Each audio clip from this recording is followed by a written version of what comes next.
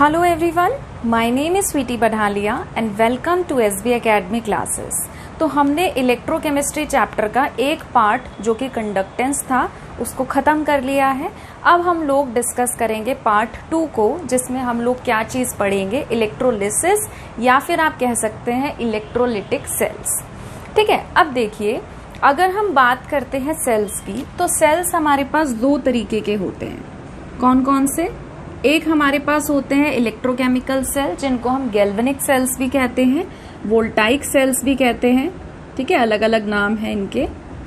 और दूसरे हमारे पास क्या होते हैं, इलेक्ट्रोलिटिक सेल्स। चाहे आप किसी भी सेल की बात करिए, दोनों का काम क्या है? दोनों का काम है एनर्जी कन्वर्जन का। ठीक है, गैल्वेनिक सेल की जब हम बात करते हैं तो इसमें क्या होता है कि किसी केमिकल रिएक्शन से जो केमिकल एनर्जी जनरेट होती है उसको हम किस में चेंज करते हैं? उसको हम चेंज करते हैं इलेक्ट्रिकल एनर्जी में, करंट प्रोड्यूस करते हैं। इसके बारे में हम लोग पढ़ेंगे पार्ट 3 में, जब हम थर्ड पोर्शन पर आएंगे इस चैप्टर के।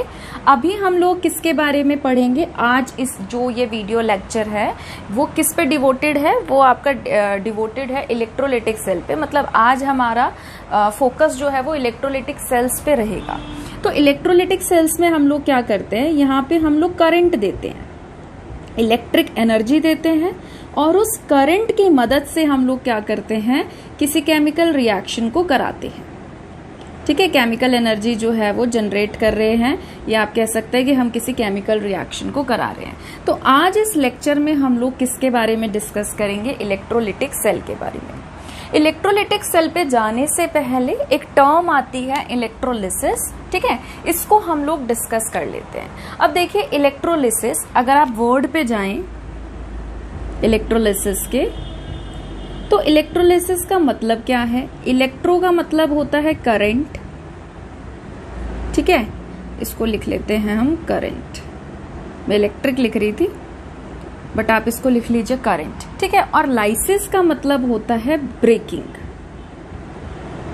इसका मतलब क्या होता है? ब्रेकिंग।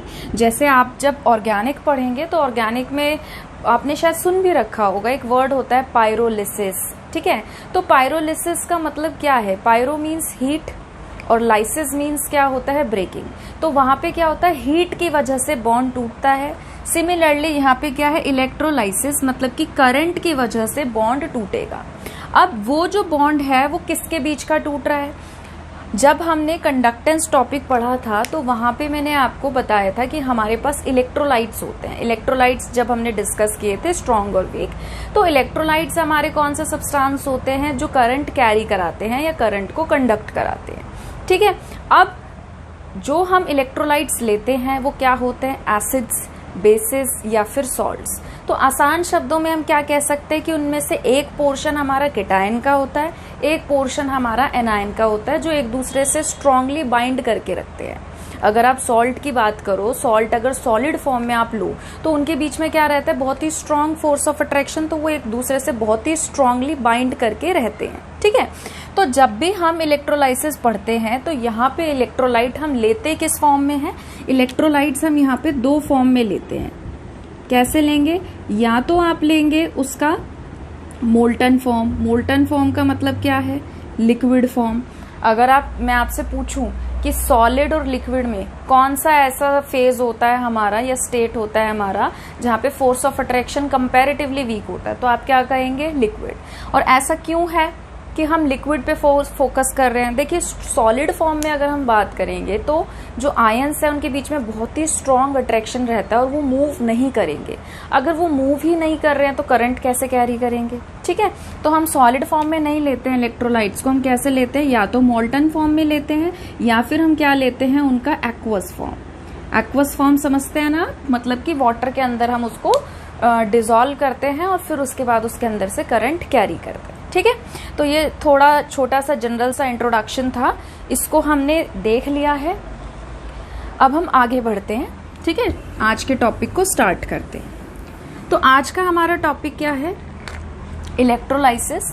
तो इलेक्ट्रोलाइसिस का मतलब क्या है? It is defined as the process of decomposition of electrolyte by the passage of electricity through its aqueous solution और मोल्टन स्टेट। मतलब कि किसी इलेक्ट्रोलाइट को आप क्या कर रहे हैं, उसका डिकम्पोजिशन कर रहे हैं, उसको तोड़ रहे हैं कैटायन में और एनायन में करंट की मदद से। और वो भी जो भी इलेक्ट्रोलाइट आप ले रहे हैं वो कैसा होना चाहिए, या तो उसका एक्वस सोल्यूशन होना चाहिए या फिर वो क्या होना चाहिए, मोल्टन स्टेट में होना चाहिए, मतलब कि पिघली हुई फॉर्म में होना चाहिए। ठीक है, अब देखिए नेक्स्ट टर्म आती है हमारे पास इलेक्ट्रोलिटिक सेल। इलेक्ट्रोलिटिक सेल क्या होता है? इलेक्ट्रोलिटिक सेल हम उस अपैरेटस को कहते हैं जिसके अंदर हम इलेक्ट्रोलिसिस प्रोसेस को करते हैं। ठीक है, तो ये मैंने इलेक्ट्रोलिटिक सेल जो है बना भी रखा है। तो इलेक्ट्रोलिटिक सेल की अगर हम कंस्ट्रक्शन की बात करें तो देखिए सबसे पहले तो क्या है, हम यहाँ पे कंटेनर लेते हैं। अगर इस कंटेनर की मैं बात करूं तो ये कंटेनर आपको नॉन कंडक्टिंग नेचर का लेना है। कैसा लेना है आपको? नॉन कंडक्टिंग नेचर का लेना है, क्योंकि देखिए हम इसके अंदर क्या कर रहे हैं, हम इसके अंदर करंट पास करा रहे हैं। अगर आप कंडक्टिंग नेचर का वेसल या कंटेनर लेते हैं तो आपको भी क्या लग सकता है, करंट लग सकता है। तो प्रिकॉशन के लिए हम लोग क्या लेते हैं, नॉन कंडक्टिंग नेचर का वेसल या फिर कंटेनर लेते हैं। जैसे स्पेशली अगर आप बुक्स वगैरह में देखो तो वहां पे मेंशन किया होता है कि जो आपका कंटेनर है वो ग्लास का बना होगा। उसके बाद हम लोग क्या करते हैं, 2 मेटल की रोड लेते हैं और उन रोड को इस इलेक्ट्रोलाइट के अंदर डिप कर देते हैं। ये जो सोल्यूशन है आपका, ये क्या है, ये है आपका इलेक्ट्रोलाइट। ठीक है, कंटेनर लिया, कंटेनर के अंदर हमने इलेक्ट्रोलाइट लिया और इलेक्ट्रोलाइट के अंदर हमने क्या किया, 2 इलेक्ट्रोड्स जो हैं वो डिप कर दी। एक इलेक्ट्रोड को हम, इलेक्ट्रोड भी आई थिंक आपको पता है, इलेक्ट्रोड हम किसको कहते हैं, मेटल रोड्स को। ठीक है, जिन पे हम ऑक्सीडेशन या रिडक्शन प्रोसेस कराते हैं। अब देखिए हम क्या करते हैं, इन इलेक्ट्रोड को कनेक्ट कर देते हैं। ठीक है, बैटरी से। तो आप देख सकते हैं पॉजिटिव टर्मिनल से जो हमारी इलेक्ट्रोड कनेक्टेड होती है उसे हम कहते हैं एनोड। ठीक है, और जो हमारी नेगेटिव टर्मिनल से कनेक्टेड होती है मेटल की रोड उसे हम कहते हैं कैथोड।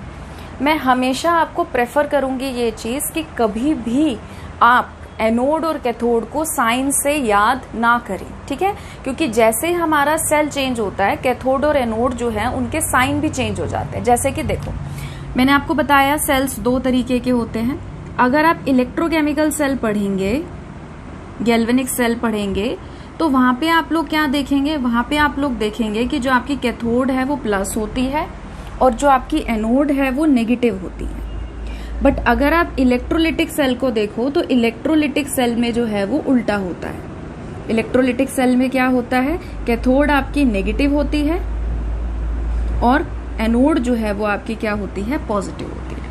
ठीक है, तो वैसे तो देखो इसको भी याद रखने का मैं आपको तरीका बता देती हूँ, बट फिर भी मैं आपको कहूंगी कि आप कभी इसको ऐसे मत याद रखो कि कैथोड पॉजिटिव होगी या कैथोड हमारी नेगेटिव होगी, क्योंकि सेल आपका चेंज होता है तो इसके साइन भी चेंज हो जाते हैं। ठीक है, आपको इसको कैसे याद रखना है, आपको इसको ऐसे याद रखना है कि एनोड हमारी वो इलेक्ट्रोड होगी जिसपे हमेशा ऑक्सीडेशन प्रोसेस होता है।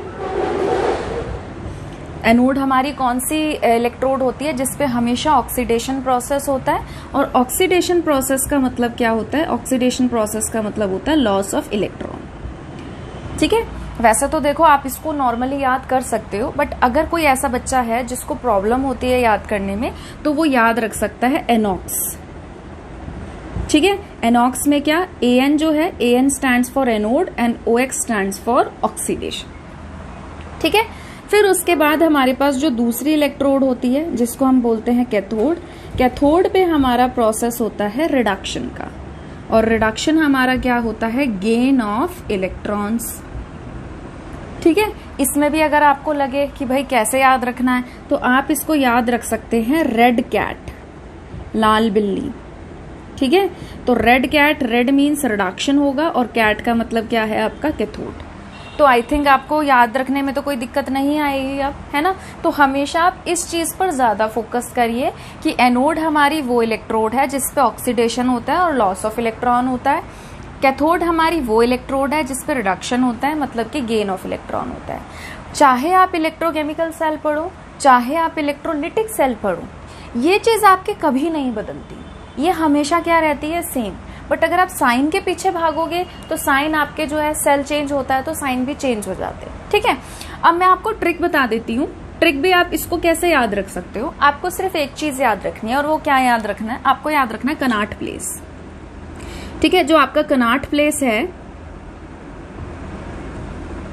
कनॉट प्लेस को हम शॉर्ट में क्या कहते हैं, सीपी, ऐसे याद रख लो।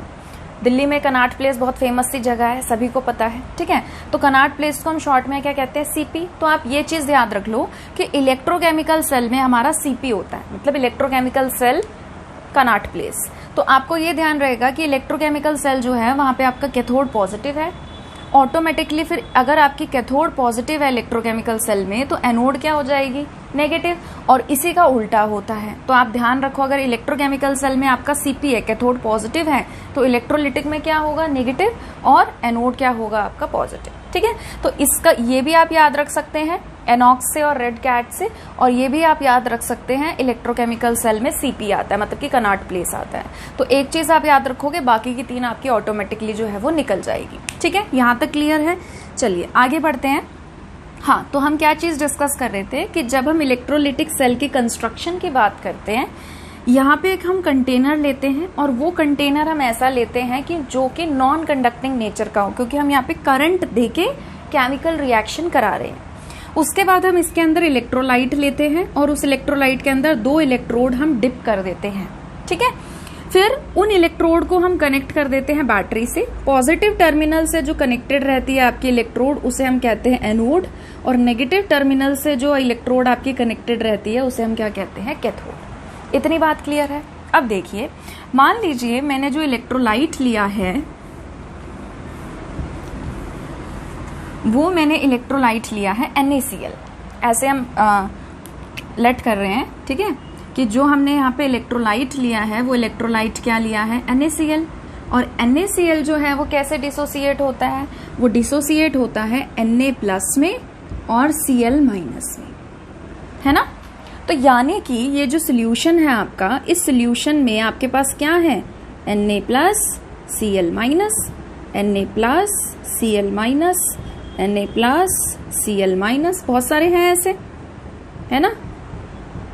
इनके नंबर ऑफ अगर हम गिनती करें नंबर ऑफ पार्टिकल्स की, तो वो तो आप निकाल ही नहीं सकते जब तक आपको मोल्स वगैरह नहीं पता है। हमें क्या पता कितने पार्टिकल्स हैं यहाँ पे या कितने आयंस हैं यहाँ पर। ठीक है, तो अब देखिए होता क्या है, जब हम करंट ऑन करते हैं, हमने बैटरी का स्विच ऑन किया, तो होता क्या है कि यहाँ से ये वाली जो इलेक्ट्रोड है आपकी, ये क्या हो जाती है, ये नेगेटिव चार्ज हो जाती है।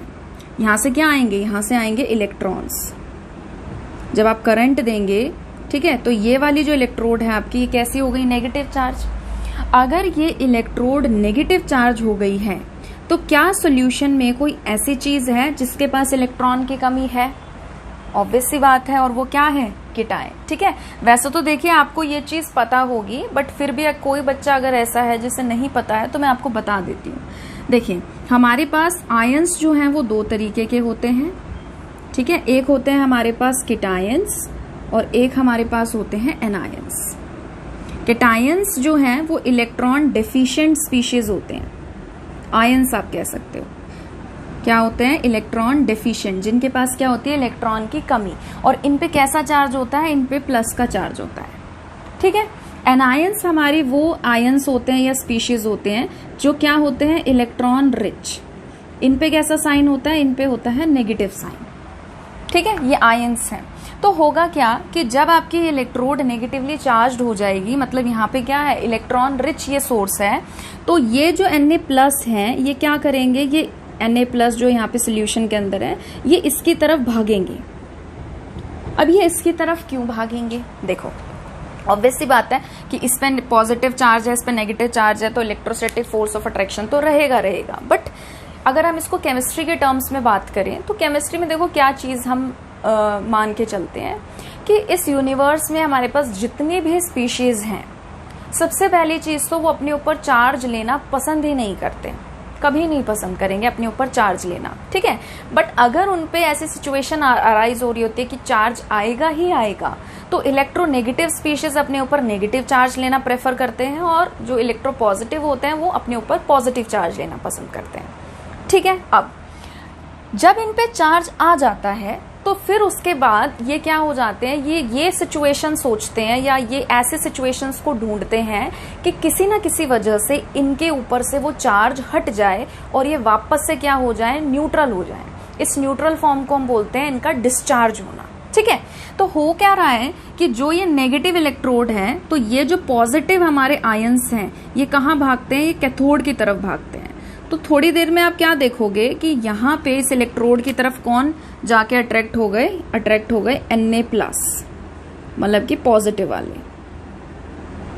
ठीक है, अब देखो ये जो आपके आयंस थे ये कैथोड की तरफ गए। ठीक है, देखो कैथोड की तरफ गए क्या, पॉजिटिव आयंस। तो यहां से हमने इनको नाम दिया, कैथोड से लिया हमने CAT और आयंस से हमने लिया ION। तो उन आयंस को क्या कहा गया, उन आयंस को कहा गया केटायन। ठीक है, सिमिलरली अब क्या हो रहा है कि जब ये इलेक्ट्रॉन यहां से आ रहे हैं तो ऑब्वियस सी बात है कि यहां से इलेक्ट्रॉन खींच भी रहे होंगे।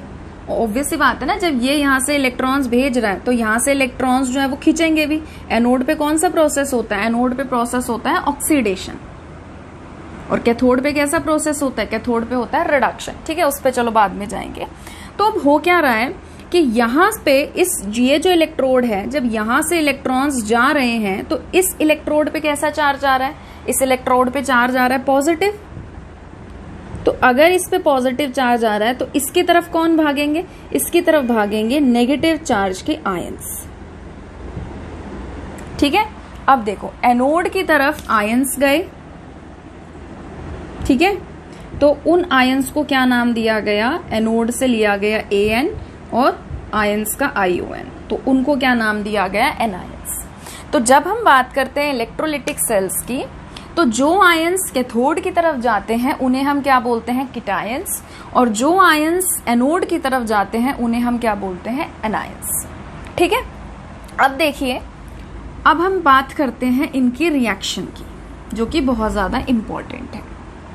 ठीक है, इलेक्ट्रोड है, ठीक है, एक एनोड है एक कैथोड है, एक पे हमारा ऑक्सीडेशन हो रहा है एक पे हमारा रिडक्शन हो रहा है। अच्छा, ऐसी रिएक्शंस जिसमें ऑक्सीडेशन और रिडक्शन दोनों साइमल्टेनियसली होता है उसको हम क्या कहते हैं, उसको हम बोलते हैं रिडॉक्स रिएक्शन। ठीक है, अच्छा एक चीज और आपको बताती हूं मैं कि जब हम बात करते हैं इसकी इलेक्ट्रोलिटिक सेल्स की या इलेक्ट्रोकेमिकल सेल्स की, इलेक्ट्रोकेमिकल सेल्स में हमारी वो रिएक्शंस होती हैं जो नॉर्मली हो सकती हैं और उनसे हमारा करंट जनरेट होता है। ठीक है, बट इलेक्ट्रोलिटिक सेल्स में हमारा क्या होता है, हम उस नॉन स्पॉन्टेनियस रिएक्शन को कराते हैं जो खुद से नहीं हो सकती, बट हम उसको करंट देके करा रहे हैं। जब तक आप करंट दोगे तब तक ये रिएक्शन होती रहेगी, जैसे ही आप करंट देना बंद करोगे ये रिएक्शन रुक जाएगी, स्टॉप हो जाएगी। ठीक है, अब देखिए, अब हम लिख रहे हैं एट एनोड। एनोड पे हमारा क्या होता है, एनोड पे होता है हमारा ऑक्सीडेशन, है ना, हमें पता है एनॉक्स। और ऑक्सीडेशन का मतलब क्या होता है, लॉस ऑफ इलेक्ट्रॉन। तो इनमें से आपको क्या लगता है कि कौन इलेक्ट्रॉन देगा, इलेक्ट्रॉन वही तो दे सकता है जो इलेक्ट्रॉन रिच हो। मान लो आप मेरे पास आए और आपने बोला कि मैम हमें पैसे दे दो। अगर मेरे पास पैसे होंगे तो ही तो मैं आपको दूंगी, अगर मेरे पास पैसे नहीं है तो मैं आपको दे ही नहीं सकती, सिंपल सी बात है। तो प्लस का मतलब ये होता है, Na+ का मतलब क्या है कि वो इलेक्ट्रॉन डेफिशिएंट था। ठीक है, Cl- का मतलब क्या है, माइनस का मतलब वो इलेक्ट्रॉन रिच था। तो ऑब्वियस सी बात है, अगर इलेक्ट्रॉन लूज करने की बात आएगी तो वो इलेक्ट्रॉन लूज करेगा जो इलेक्ट्रॉन रिच है। तो Na+ और Cl- में से कौन है जो इलेक्ट्रॉन रिच है, इन दोनों में से इलेक्ट्रॉन रिच होता है Cl-। तो Cl- क्या करता है, इलेक्ट्रॉन लूज कर देता है, एक इलेक्ट्रॉन इजेक्ट करेगा और क्या हो जाएगा, न्यूट्रल। बट क्या नेचर में क्लोरीन आपको सिंगल एटम के फॉर्म में मिलता है, कभी नहीं मिलता, है ना। वो हमेशा कैसा मिलता है हमें, जैसे हम हाइड्रोजन की बात करें H2, क्लोरीन की बात करें Cl2, आयोडीन की बात करें I2, bromine Br2, iodine I2। ठीक है, मतलब समझ गए ना। तो Cl हमें एटम के फॉर्म में तो मिलता नहीं है, हमें Cl2 के फॉर्म में मिलता है। तो सिमिलरली एक और रिएक्शन ऐसे होती है और वो क्या करता है, एक और एटम मतलब एक और इलेक्ट्रॉन इजेक्ट करके एक और क्लोरीन एटम में कन्वर्ट हो जाता है। फिर ये जो क्लोरीन एटम है ये एक दूसरे के साथ कंबाइन करते हैं और क्या बनाते हैं, Cl2। आपने छोटी क्लास में पढ़ा भी होगा है ना, क्लोरीन वैलेंस इलेक्ट्रॉन 7, तो अपनी ऑक्टेट पूरी करने के लिए इलेक्ट्रॉन की शेयरिंग करते हैं, बॉन्ड बनाते हैं और Cl2 में चेंज हो जाते हैं। बट क्योंकि अब आप 12th में आ गए हो तो आप इस तरीके से रिएक्शन को नहीं लिखते हो, आप उसको कंबाइन करके लिखते हो, ठीक है। तो यही रिएक्शन को हम कैसे लिखते हैं, इसी रिएक्शन को हम आगे लगा देते हैं 2, कि 2 क्लोराइड आयन है जुड़ के Cl2 बना रहे हैं और क्या दे रहे हैं, 2 इलेक्ट्रॉन दे रहे हैं, ठीक है। इतनी बात क्लियर है। उसके बाद हम आगे बढ़ते हैं, फिर हमारे पास होती है दूसरी रिएक्शन दूसरे इलेक्ट्रोड पे, जिसे हम क्या कहते हैं, कैथोड। कैथोड को कैसे बोला था मैंने, याद रखना है, रेड कैट। तो यानी कि यहाँ पे क्या होता है आपका, यहाँ पे होता है रिडक्शन, और रिडक्शन का मतलब क्या होता है, गेन ऑफ इलेक्ट्रॉन। तो इलेक्ट्रॉन कौन गेन करेगा, इलेक्ट्रॉन वही गेन करेगा जिसके पास इलेक्ट्रॉन की कमी है ना। तो यानी कि अब Na+ जो है उस पे क्या है, प्लस का चार्ज, मतलब कि वो क्या है, इलेक्ट्रॉन डेफिशिएंट, तो उसकी ज्यादा टेंडेंसी है इलेक्ट्रॉन एक्सेप्ट करने की। समझ पा रहे हो, जैसे 2 पर्सन है, ठीक है, एक को भूख नहीं लगी और दूसरे को भूख लगी है, तो खाना कौन खाएगा, जिसको भूख लगी है ना। तो यहाँ पे Na+ जो है वो क्या करता है, इलेक्ट्रॉन एक्सेप्ट करता है और क्या बनाता है, Na। अब क्योंकि यहाँ से 2 इलेक्ट्रॉन इजेक्ट हुए हैं तो 2 इलेक्ट्रॉन एक्सेप्ट भी होंगे, तो यानी कि 2 सोडियम आयन लगेंगे और ये क्या बनाएंगे, 2 टाइम्स सोडियम। इतनी बात क्लियर। अब हमारे पास 2 तरीके के चेंजेस होते हैं। कौन कौन से 2 तरीके के चेंजेस होते हैं, एक हमारे पास होता है प्राइमरी चेंज और एक हमारे पास होता है सेकेंडरी चेंज, ठीक है। सिर्फ प्राइमरी सेकेंडरी लिख लेते हैं। तो प्राइमरी चेंज हम उस स्टेप को कहते हैं जब हमारे आयंस इलेक्ट्रोड के पास जा रहे हैं और जाके क्या हो रहे हैं, डिस्चार्ज हो रहे हैं, मतलब कि चार्ज अपना खो रहे हैं, न्यूट्रल हो रहे हैं। तो उस प्रोसेस को हम क्या कहते हैं, प्राइमरी चेंज। जैसे सोडियम है, सोडियम ने इलेक्ट्रॉन गेन किया और वो न्यूट्रल हो गया, तो ये कौन सा प्रोसेस है, ये है प्राइमरी चेंज, ठीक है। सिमिलरली जैसे क्लोरीन, आपका क्लोराइड आयन था, इसने क्या किया था, एक इलेक्ट्रॉन इजेक्ट किया था, तो ये भी क्या था, ये भी प्राइमरी चेंज था, PC लिख देते हैं, ठीक है। सेकेंडरी चेंज हम उसको कहते हैं कि प्राइमरी चेंज होने के बाद जो आपकी रिएक्शन हो रही है ताकि फाइनल प्रोडक्ट बन सके, वो प्राइमरी चेंज कहलाता है। जैसे कि हमने यहाँ पे चीज देखी थी कि एक और क्लोराइड आयन आएगा, एक इलेक्ट्रॉन इजेक्ट करेगा, न्यूट्रल हो जाएगा, फिर ये भी प्राइमरी चेंज है, ठीक है। फिर ये दोनों आपस में रिएक्ट करते हैं और रिएक्ट करके क्या बनाते हैं, क्लोरीन। तो ये क्लोरीन क्या है, ये आपका फाइनल प्रोडक्ट है, क्योंकि क्लोरीन नेचर में Cl2 की फॉर्म में एग्जिस्ट करता है, तो ये आपका क्या कहलाएगा, ये आपका कहलाएगा सेकेंडरी चेंज, ठीक है। तो 2 तरीके के चेंजेस हमारे पास इसमें होते हैं, प्राइमरी एंड सेकेंडरी चेंज। तो प्राइमरी चेंज हम किसको कहते हैं, जब आयंस इलेक्ट्रोड पे जाके डिस्चार्ज होते हैं, फिर भले ही वो ऑक्सीडेशन हो रहा हो, भले ही वो रिडक्शन हो रहा हो, ठीक है। सेकेंडरी चेंज हम किसको कहते हैं, जब हमारे आफ्टर ऑक्सीडेशन और रिडक्शन जब हमारा क्या बनता है, फाइनल प्रोडक्ट, ठीक है। तो उसको हम क्या कहते हैं, सेकेंडरी चेंज। जैसे कि आप यहाँ पे देख सकते हैं कि क्लोरीन और क्लोरीन आपस में कंबाइन कर रहा है और क्या बना रहा है, क्लोरीन, Cl2, ठीक है। अब आगे बढ़ते हैं। अब देखिए, अभी तक हमने जितनी चीज डिस्कस करी है बहुत आसान सी थी, बिल्कुल भी डिफिकल्ट नहीं था। अब यहाँ पे हमने क्या चीज डिस्कस करी कि हमने इलेक्ट्रोलिटिक सेल पढ़ा सोडियम क्लोराइड का, जिसमें हमारे पास Na+ था, Cl- था। तो ये तो हमारी वो वाली फॉर्म थी जब मैंने आपको कहा था कि आप इलेक्ट्रोलाइट 2 तरीके से ले सकते हो, है ना। इसको थोड़ा सा रब कर देते हैं। मैंने क्या कहा था आपको कि इलेक्ट्रोलाइट्स आप 2 तरीके से ले सकते हो। कैसे कैसे ले सकते हो, या तो आप ले सकते हो मोल्टन फॉर्म में, तो जो अभी हमने पढ़ा वो हमने मोल्टन फॉर्म ही पढ़ा, ठीक है। मोल्टन फॉर्म में हमने क्या किया, NaCl जो था वो लिक्विड फॉर्म में लिया और उसके अंदर हमने कंडक्शन पढ़ा, तो आसानी से हमें चीज जो थी वो समझ में आ गई। दूसरा मैंने आपको कहा था कि आप इलेक्ट्रोलाइट जो है वो एक्वस फॉर्म में भी ले सकते हो, उसका एक्वस सोल्यूशन भी ले सकते हो। तो एक्वस सोल्यूशन जब हम लेते हैं इलेक्ट्रोलाइट का, तो वहां पे सिचुएशन इतनी सिंपल नहीं रहती है जितनी सिंपल ये आपको मोल्टन फॉर्म में दिखाई देती है या मिलती है। क्यों ऐसा क्यों होता, देखिए, जब आप NaCl का एक्वस सोल्यूशन लोगे, एक्वस सोल्यूशन का मतलब क्या है कि आपने उसको पानी में मिला रखा है ना। तो यानी कि जो आपका NaCl है वो तो टूट ही रहा है Na+Cl- में। जब आप करंट दे रहे हो तो वाटर का भी तो आयोनाइजेशन होगा, भले ही थोड़े अमाउंट में हो, स्मॉल आयोनाइजेशन हो, बट वाटर का भी कुछ ना कुछ आयोनाइजेशन होगा। तो वाटर भी कैसे टूटेगा? H+ और OH- में। सिंपल सी बात है। तो यानी कि ऐसा हो सकता है ना कि जब आप कैथोड की बात करो, कैथोड क्या है? आपके इलेक्ट्रॉन रिच, नेगेटिव चार्ज। तो ऐसा हो सकता है कि इस कैथोड की तरफ Na+ भी भागे और H+ भी भागे। आपको क्या पता कि कौन सा भागेगा?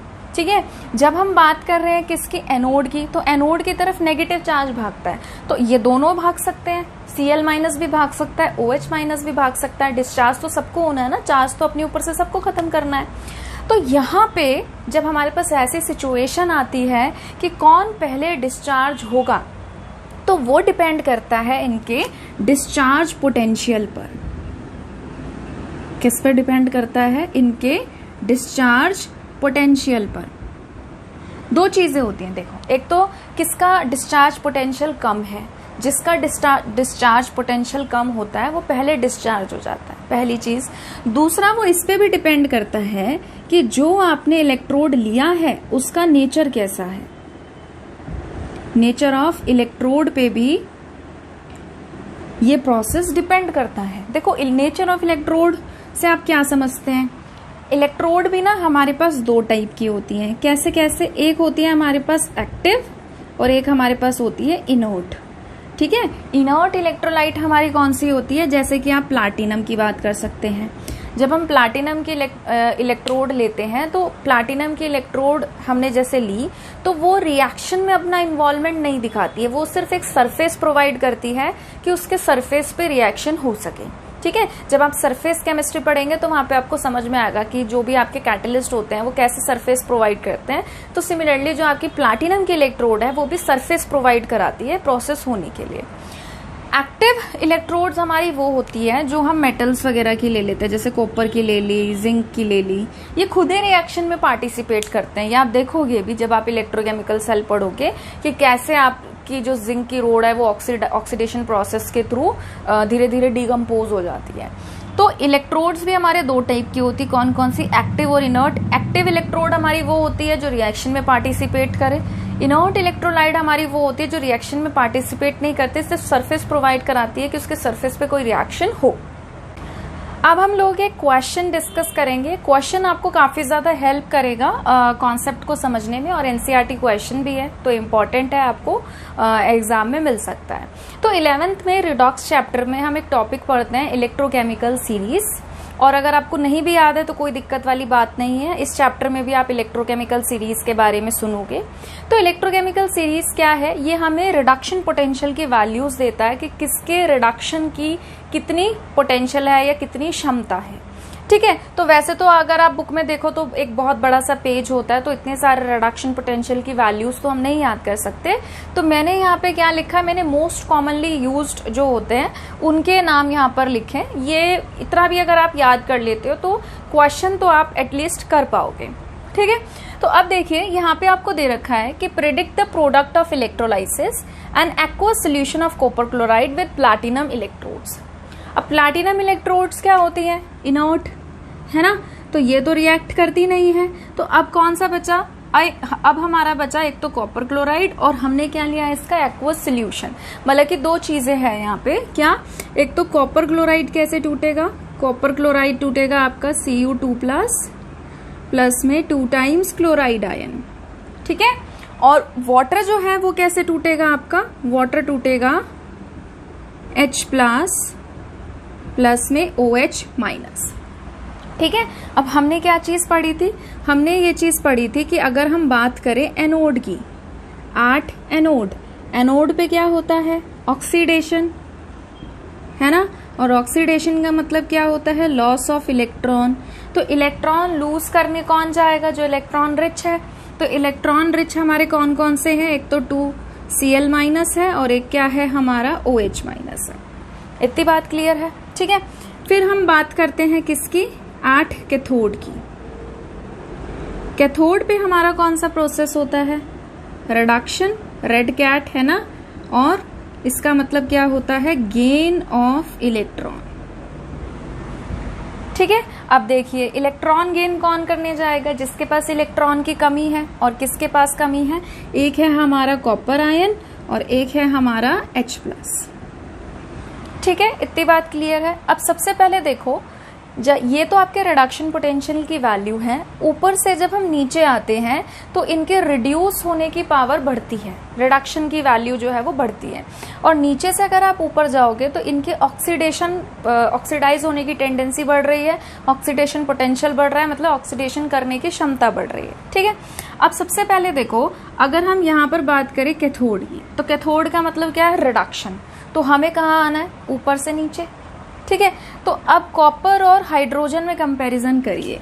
हाइड्रोजन का रिडक्शन पोटेंशियल कितना होता है, 0, ये तो आप याद रखा करो। ठीक है, और कॉपर का रिडक्शन पोटेंशियल भी आप याद रखा करो, प्लस में 0.34 वोल्ट।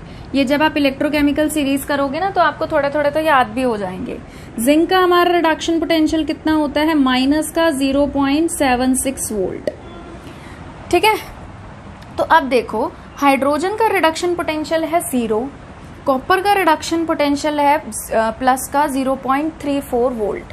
तो आपको क्या लगता है किसका रिडक्शन पोटेंशियल ज्यादा है, रिडक्शन पोटेंशियल कॉपर का ज्यादा है। तो किसके ज्यादा टेंडेंसी हुई रिडक्शन कराने की, कौन पहले जाके रिड्यूस हो जाएगा, ऑटोमेटिकली जिसका रिडक्शन पोटेंशियल ज्यादा है। तो यानी कि जब इसमें चूज करना है कि किसका रिडक्शन होगा, तो हम किसकी मदद से इस चीज को आइडेंटिफाई कर सकते हैं, रिडक्शन पोटेंशियल से, कि कॉपर का रिडक्शन होने की जो रिडक्शन पोटेंशियल है, रिडक्शन होने की जो क्षमता है वो हाइड्रोजन से ज्यादा है, इसलिए वो पहले रिड्यूस कर जाएगा। तो यहाँ पे किसकी रिएक्शन होगी, यहाँ पे कॉपर जो है 2+, वो 2 इलेक्ट्रॉन एक्सेप्ट करेगा और क्या बनाएगा, कॉपर सॉलिड। ठीक है, आसान था ना। अब हम बात करते हैं किसकी, एनोड पे। एनोड पे क्या होता है, ऑक्सीडेशन। ऑक्सीडेशन का मतलब क्या होता है, लॉस ऑफ इलेक्ट्रॉन। तो नीचे से ऊपर जब हम जाएंगे ना तो ऑक्सीडेशन होने की इनकी जो पॉसिबिलिटी है या टेंडेंसी है वो बढ़ती है। किस किस में कंपैरिजन करना है, क्लोराइड में और OH- में। तो देखो क्लोराइड ये है, OH- ये है। नीचे से ऊपर जा रहे हैं तो ऑक्सीडेशन पोटेंशियल बढ़ रहा है, मतलब कि किसके ऑक्सीडेशन करने की संभावना ज्यादा है, जो ऊपर की तरफ है।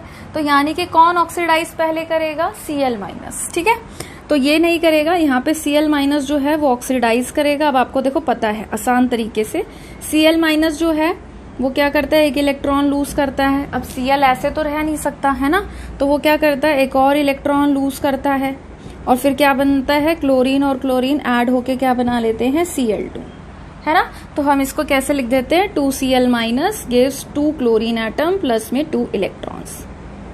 ठीक है, तो अब आपको क्या बोला था, आपको ये बोला था कि आप प्रिडिक्ट करिए प्रोडक्ट जो इलेक्ट्रोलाइसिस से आपको मिल रहे हैं। तो कैथोड पे आपको कौन सा प्रोडक्ट मिल रहा है, कॉपर। और एनोड पे आपको क्या मिल रहा है, एनोड पे आपको क्या मिल रहा है, एनोड पे मिल रही है आपको क्लोरीन गैस। तो आप प्रोडक्ट लिख दीजिए कि भाई हमें एनोड पे मिल रही है क्लोरीन Cl2 गैस और कैथोड पे हमको क्या मिल रहा है, कैथोड पे हमको मिल रहा है कॉपर डिपोजिटेड। ठीक है, अब अगला क्वेश्चन देखिए, उसी का सेकंड पार्ट है, an aqueous solution of AgNO3 with silver electrode. पिछली बार हमें क्या मिला था, प्लैटिनम इलेक्ट्रोड। प्लैटिनम इलेक्ट्रोड कैसी होती है, इनर्ट। बट सिल्वर इलेक्ट्रोड जो है वो क्या होती है, एक्टिव। एक्टिव मतलब कि वो भी रिएक्शन में पार्टिसिपेट करती है। ठीक है, तो अब देखिए सबसे पहले हमने यहाँ पे क्या ले रखा है, एक्वस सोल्यूशन ले रखा है AgNO3 का। AgNO3 कैसे टूटेगा, AgNO3 टूटेगा Ag+ में और NO3- में। वाटर कैसे डिसोसिएट होगा, वाटर डिसोसिएट होगा H+ में और OH- में। ठीक है, अब देखिए, अब हम रिएक्शन किस किस की देखते हैं, एनोड की और कैथोड की। एनोड पे क्या होता है, ऑक्सीडेशन, है ना। और ऑक्सीडेशन का मतलब क्या होता है, लॉस ऑफ इलेक्ट्रॉन। ये बार बार आप लिखते रहा करो, जितनी बार आप लिखोगे बोलोगे उतनी बार ही आपको याद होता रहेगा।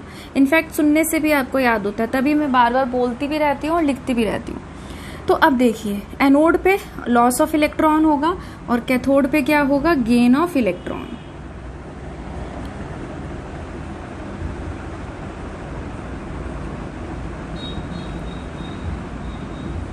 ठीक है, इतनी बात क्लियर है। अब देखिए, एनोड पे लॉस ऑफ इलेक्ट्रॉन होगा। इलेक्ट्रॉन लूज करने कौन आएगा? इलेक्ट्रॉन लूज करने वो आएगा जो इलेक्ट्रॉन रिच है, ठीक है। अब देखो, अच्छा इस पे आते हैं अभी हम बाद में, क्योंकि यहाँ पे ना सिल्वर की जो इलेक्ट्रोड है वो भी पार्टिसिपेट करती है। सबसे पहले रिडक्शन को देख लेते हैं। रिडक्शन में देखिए क्या है, रिडक्शन में हो रहा है गेन ऑफ इलेक्ट्रॉन। अब आप देखो गेन करने कौन जाएगा? जिसके पास इलेक्ट्रॉन की कमी है, Ag+ और H+। अब देखो गेन करने के लिए रिडक्शन पोटेंशियल ऊपर से नीचे बढ़ रहा है, ठीक है। तो आपको किस किस में कंपैरिजन करना है? सिल्वर में और H+ में। हाइड्रोजन का तो 0 होता है और इसके बाद आपका क्या आ रहा है? सिल्वर आ रहा है, मतलब कि सिल्वर का रिडक्शन पोटेंशियल ज्यादा है, ठीक है ना, क्योंकि देखो कॉपर का 0.34 है, तो सिल्वर का तो इससे भी ज्यादा होगा, ऊपर से नीचे आने पे बढ़ रहा है। तो यानी कि सिल्वर जो है वो क्या करेगा? रिडक्शन। तो ये जो सोल्यूशन वाला Ag+ है ये क्या करेगा? जाएगा, एक इलेक्ट्रॉन एक्सेप्ट करेगा और सिल्वर सॉलिड बन के क्या हो जाएगा? डिपॉजिट, डिस्चार्ज हो गया। अब आते हैं हम एनोड पे। एनोड पे होना है ऑक्सीडेशन यानी कि लॉस ऑफ इलेक्ट्रॉन, और लॉस ऑफ इलेक्ट्रॉन के लिए देखिए ये भी लूज कर सकता है, ये भी लूज कर सकता है, और जो हमारी सिल्वर की इलेक्ट्रोड है वो भी लूज कर सकती है। ऑक्सीडेशन तो वो भी कर सकते हैं ना रिवर्स में, सिल्वर की तो इलेक्ट्रोड लगाई है तो वो भी तो इलेक्ट्रॉन रिलीज कर सकती है। तो यहाँ पे 3 चीजें आ गई। क्या क्या आ गई? एक आ गई सिल्वर इलेक्ट्रोड आपकी, एक आ गई NO3- आयन, और एक आ गया आपका OH- आयन, ठीक है। अब आपको ये देखना है कि किसका ऑक्सीडेशन पोटेंशियल ज्यादा है, मतलब कि आपको नीचे से ऊपर जाना है। तो देखो क्या किस किस में कंपैरिजन करना है? एक तो सिल्वर में, एक आपको नाइट्रेट आयन में, और एक आपको कंपैरिजन करना है हाइड्रोक्सिल आयन में। तो देखो सबसे ऊपर कौन है? सबसे ऊपर सिल्वर है, तो यानी कि सिल्वर क्या करेगा? ऑक्सीडाइज हो जाएगा, यानी कि ऑक्सीडेशन प्रोसेस शो करेगा, ठीक है। तो एनोड पे जो हमने इस सिल्वर की इलेक्ट्रोड लगाई थी वो क्या करेगी? डीकम्पोज, और वो क्या रिएक्शन शो करेगी? Ag सॉलिड गिव्स Ag+ में इलेक्ट्रॉन, ठीक है। तो देखो ये कितना अच्छा क्वेश्चन है कि एनोड में भी आपका सिल्वर जो है वो रिएक्शन शो कर रहा है, और कैथोड में जो है वो भी क्या कर रहा है? Ag+ आयन इलेक्ट्रॉन एक्सेप्ट करके सिल्वर डिपोजिट कर रहा है, ठीक है। तो एक तरफ आपकी सिल्वर की इलेक्ट्रोड जो है वो डिकम्पोज कर रही है, धीरे धीरे कम हो रही है, और दूसरी तरफ जो है आपकी इलेक्ट्रोड जो है सिल्वर की वो जमा होती जा रही है, मतलब कि धीरे धीरे क्या होती चली जाएगी? मोटी होती चली जाएगी।